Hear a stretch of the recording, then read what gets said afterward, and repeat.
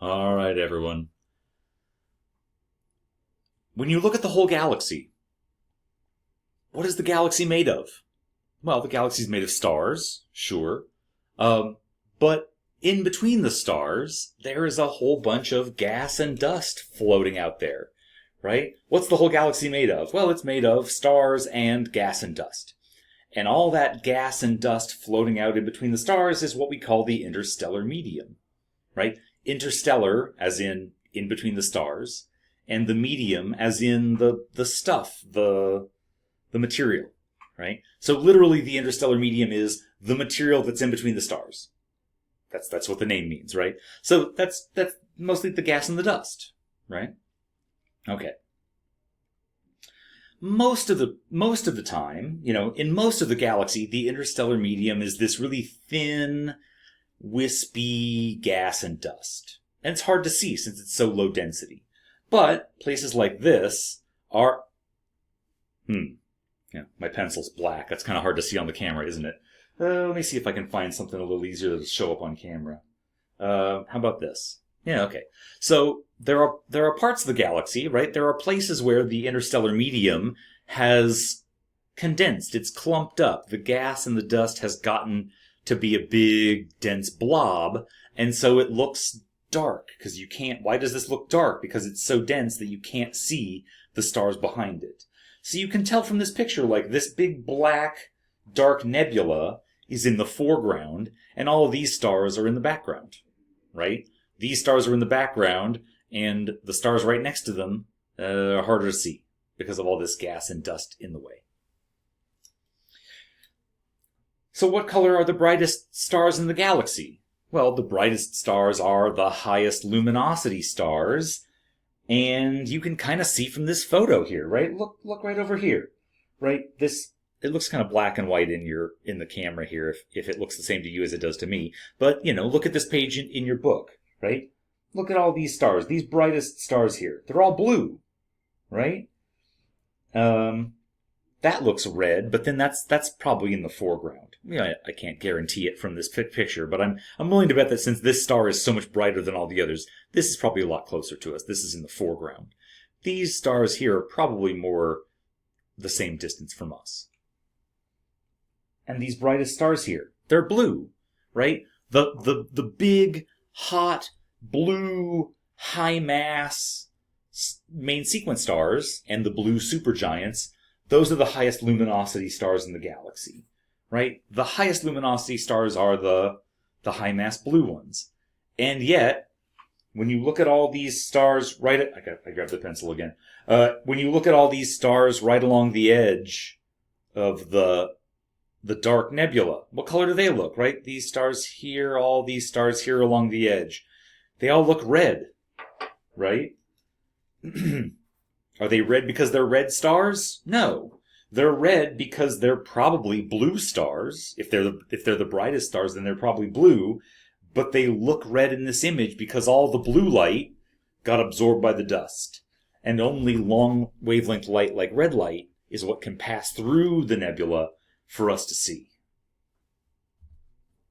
Right? Dust and gas artificially makes stars look redder because the blue light is being removed, the blue light is being absorbed, and only the red light passes through the gas for us to see. All nebula are made of low-density gases. If a star within a nebula is heating the gas, like, say, in this case here, right? We've got these high-mass stars right here, and these high-mass stars right here are giving off light. It's heating up the gas in this nebula, and the gas is glowing, well, red. At least it looks mostly red in this picture, right? Same thing's happening here. Right? Well, not quite, right? But what do you get, right? When you have a low-density gas being heated up by the nearby stars, and when the gas heats up, what kind of spectrum does a hot gas give off? An emission spectrum, right? And since most of this gas is hydrogen, when you heat up hydrogen, it has that bright red emission line.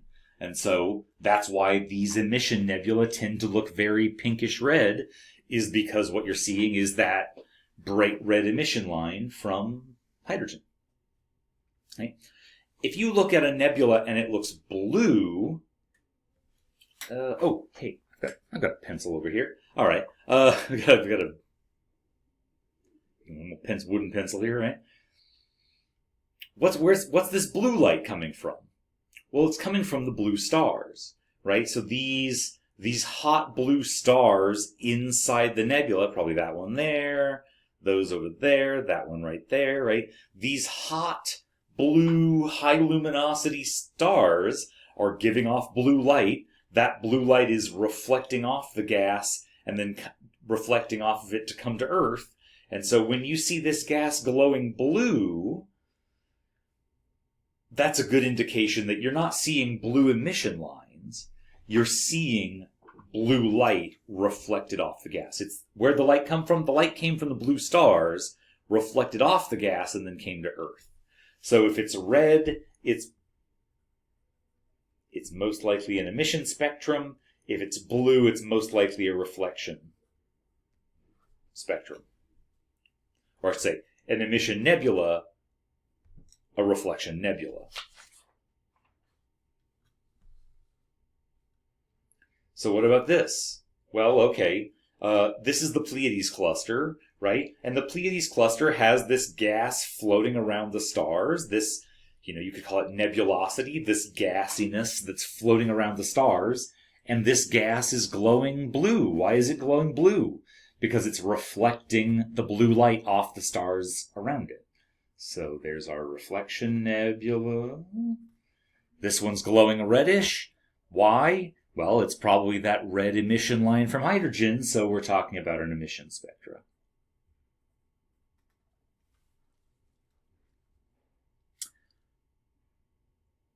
What type of nebula is in the background of this image? So let's see. We've got three things going on here, right? We've got this red light here. Then we've got this red light here. Then we've got this dark nebula in the foreground, right? Just like the dark nebula that we had right here, right? This dark nebula is blocking the light from things behind it. So the Horsehead Nebula here, that's the name for this. This is the Horsehead Nebula, right? Because it kind of looks like the head and the neck and the back of a horse. Kind of, sort of. Right? The red light here is emitted light from the hot hydrogen. This dark thing here is a dark nebula. It's dark because it's cold and dusty and black, and it's blocking the red light from the gas behind it. So what type of nebula is in the background? In the background is the red stuff. If it's red, it must be an emission nebula.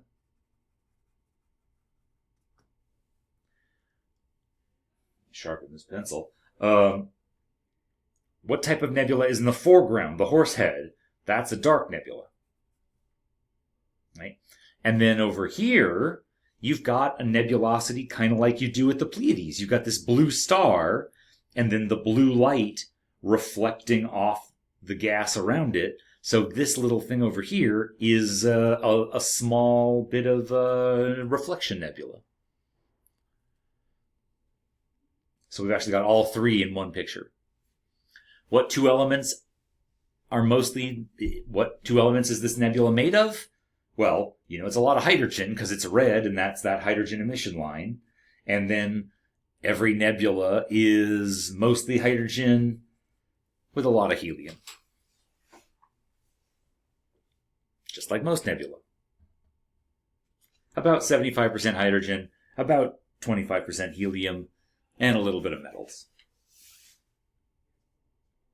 Right? So sometimes if you wanted to know the exact composition, right? If you wanted to know the exact composition, the exact metallicity and all that, you'd need to look at the spectrum, right? Take the emission spectrum from this gas and figure out what elements it's made of. And, like most of the universe, you'll find that the brightest emission lines are from hydrogen and helium, and then you could sort of look at all the minor small lines to see how much carbon, how much iron, how much calcium, silicon, whatever other metals there are in this nebula. You could do that. But a lot of times you can just look at the picture and get a pretty good sense of what's going on. If it's blue, it's probably light reflecting off blue stars. If it's red, it's probably glowing hot hydrogen. If you wanted to be sure, take the spectrum, right?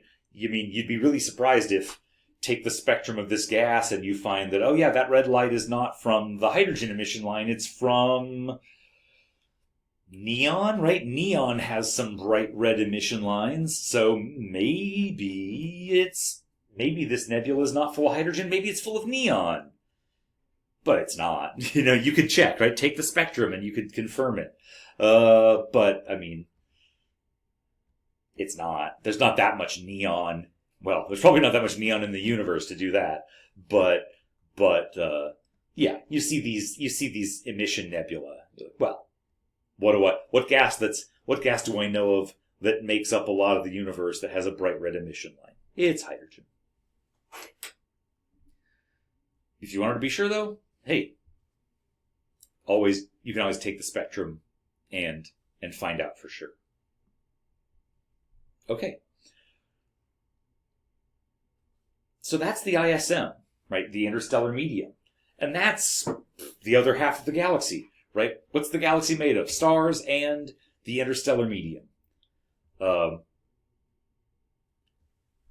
there's a relationship there, right? It's not just stars in the interstellar medium, but, as we're about to find out, stars are born out of gas in the interstellar medium. And when stars die, they blow their gas back out into the interstellar medium. That the stars in the interstellar medium are, they're made of the same thing. They're made of mostly hydrogen and helium. So there is a relationship there. There is a connection. There's a story to be told about the hydrogen and helium in the interstellar medium and the hydrogen and helium in stars, and how do they relate to each other. And that's about what we're about to get into. So, hopefully this makes some sense. And on to the next thing.